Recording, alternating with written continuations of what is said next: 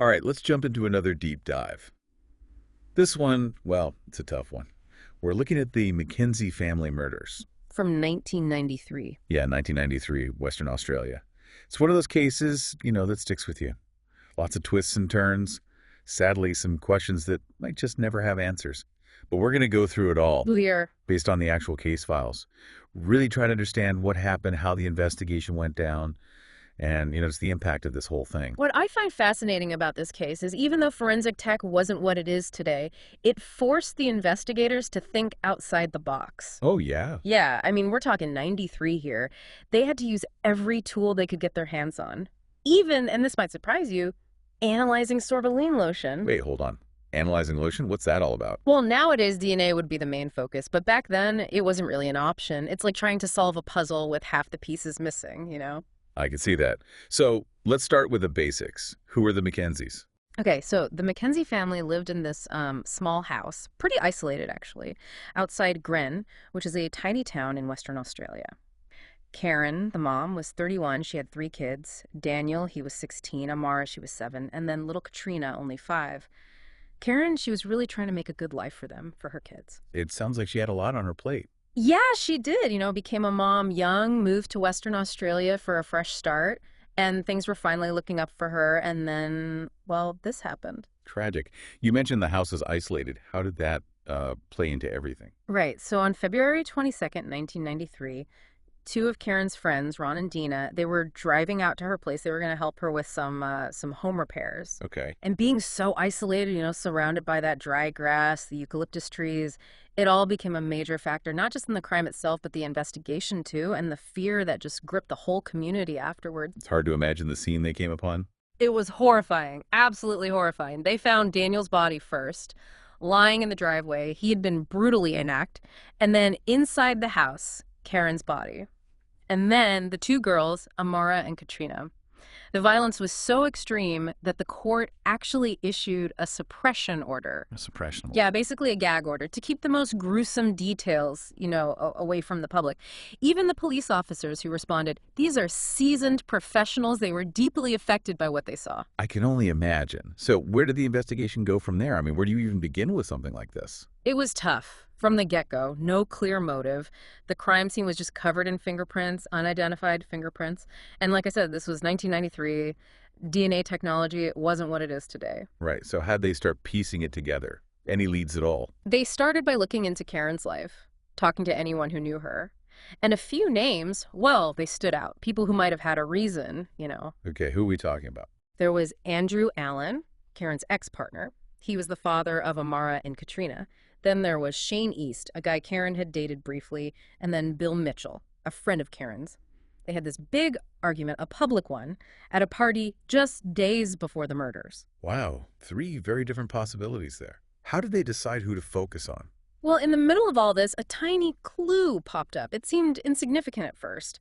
Oily palm and fingerprint marks, found all over the crime scene.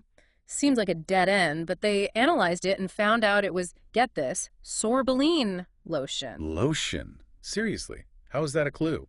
It's common, yeah, but being oily, it preserved those fingerprints perfectly, like a stamp in clay, almost. This was a big break. It wasn't just about finding the evidence, it was about figuring out what it meant, how it all fit together. Did they find anyone who used that kind of lotion? Well, this is where things get strange.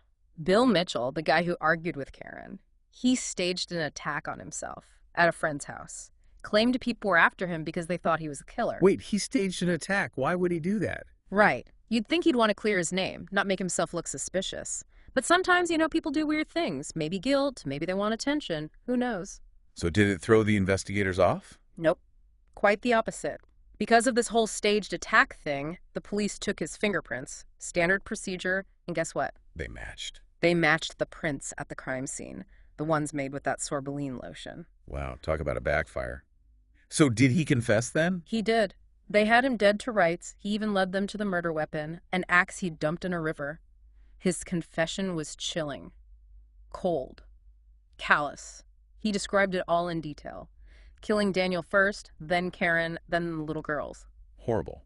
Did he say why? Why he did it? That's the unsettling part. He said he couldn't remember. No motive. The judge thought it was rage. Karen had rejected Mitchell's advances at that party, and he just snapped. I don't even know what to say. No memory, but he confessed. Yeah. It's a question that's haunted this case for years. Mitchell got life, but the lack of a clear motive, that's what makes this whole thing so disturbing. It's like there's this potential for violence that's just random, unexplainable. It's hard to wrap your head around. And we'll talk more about the aftermath, the sentence, the impact on the McKenzie family, all that in the next part of our deep dive. So the sentencing, it wasn't simple, actually caused a lot of anger, public outrage. Really? Yeah, Mitchell, initially, he got life, but with the possibility of parole after 20 years. 20 years. That's it. For 4 lives. Yeah, and people were furious. I mean, 5 years for each life he took. Karen's family, they were devastated. I can only imagine. To lose your loved ones like that so brutally, and then to think the person responsible might just walk free, it's unimaginable. It really is. The public felt the same way. They saw Mitchell as a monster, someone who could never be rehabilitated. They wanted him locked up for good. Karen's family, they appealed the sentence. They argued that Mitchell should never, ever be eligible for parole. Makes sense. Did the appeal work? It did. Mitchell was sentenced to life without parole. Huge public support for that decision. People felt like that was the only just punishment. So, case closed? Well, not quite. Mitchell's lawyers, they took it to the High Court. That's the highest court in Australia. They can overturn decisions, even in tough cases like this. So even after a successful appeal, it could all be reversed. What happened? The High Court, they actually did overturn the life sentence without parole. They said, yeah, his crimes were horrific, but Mitchell wasn't a serial killer. His actions were at least partly because of drug addiction, they said. And they granted him the possibility of parole again after 20 years. Wow, a complete turnaround. I bet Karen's family was crushed. They were. The ruling caused a lot of controversy, a lot of anger. People felt like the system had failed them, that those lives, they didn't matter enough. The thought of Mitchell getting out, it just hung over them, this constant fear. It's just heartbreaking. What about the family? How did they cope with all this?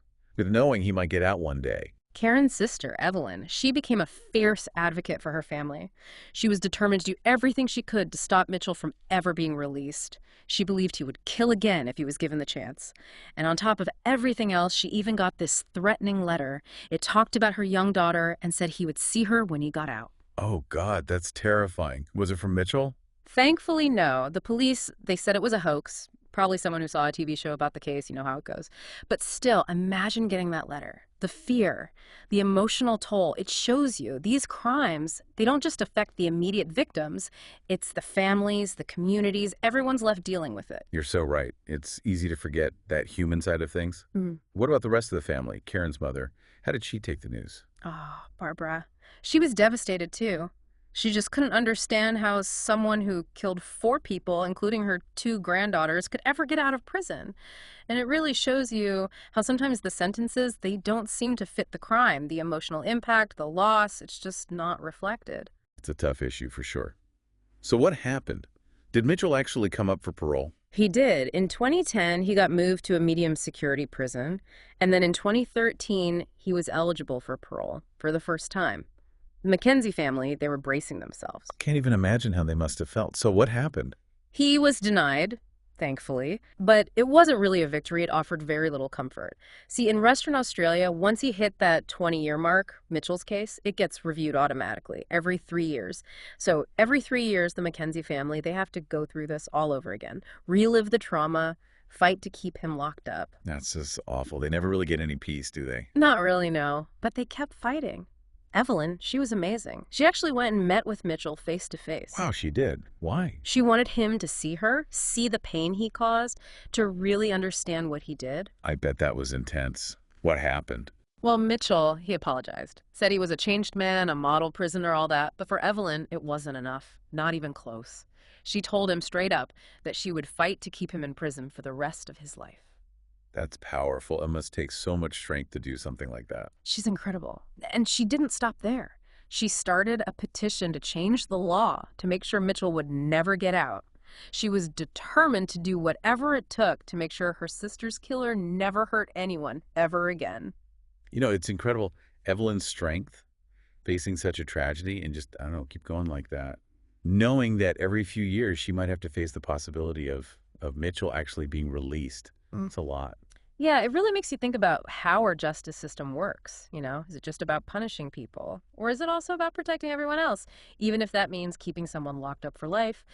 And then you've got the victims' families. They're left trying to deal with this grief, this fear, knowing that the system, well, it might not give them what they need, that sense of closure. That's such a good point. It's like the system can leave these families feeling completely unheard, constantly worried and hurt by the idea that the person who did this might actually get out. Exactly. And Evelyn, what she's done, it shines a light on how important this is. Supporting victims' families. How do we do that better? How do we find that balance between punishment and rehabilitation and keeping people safe and make sure that it actually, feels like justice? Yeah, it's a conversation we need to have for sure.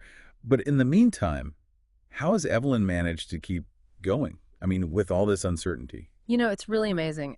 Evelyn, she refuses to let this define her. She chooses to focus on Karen, Daniel, Amara, Katrina, remembering them, celebrating their lives, and she puts her energy into her own family. It's like the strength of the human spirit, right? Yeah. She takes this horrible experience and turns it into, I don't know, something good. Fighting for change, helping other families who are going through the same thing. Yeah, she's become a voice for people who can't speak up for themselves, Right. demanding accountability, pushing for changes. So hopefully other families won't have to go through this. That's what really gets me about this whole case. It reminds you that behind all the legal stuff, the court decisions, the headlines, there are real people. Their lives have been completely shattered.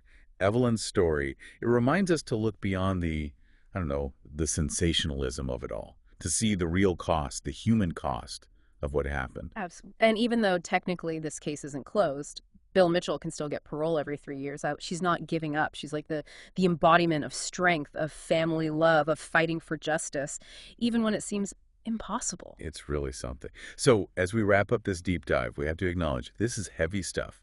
The McKenzie family murders, a horrific act of violence. So much pain, so much loss, and so many questions that may never be answered. Yeah, but even in the darkness, you see that spark, that human spirit, the love of family, that determination to keep fighting even when it's tough. And to everyone listening, if this has been hard to hear, you're not alone. There's help out there. You don't have to go through this by yourself. If this case has left you feeling, I don't know, disturbed, angry even, maybe think about how you can use those feelings for something positive. Talk about justice reform. Support organizations that help victims. Or even just reach out to someone who might be struggling. That's right. The best way to honor the McKenzie family, I think, is to work toward a world where these things don't happen, where justice is served, where families get the support they need, and where this cycle of violence, it finally ends. That's a good note to end on. Thanks for joining us for this deep dive. It was tough, but important. And we hope it gave you a new way of looking at the McKenzie family case, at how complicated crime and justice are, and how long the impact of these tragedies can last.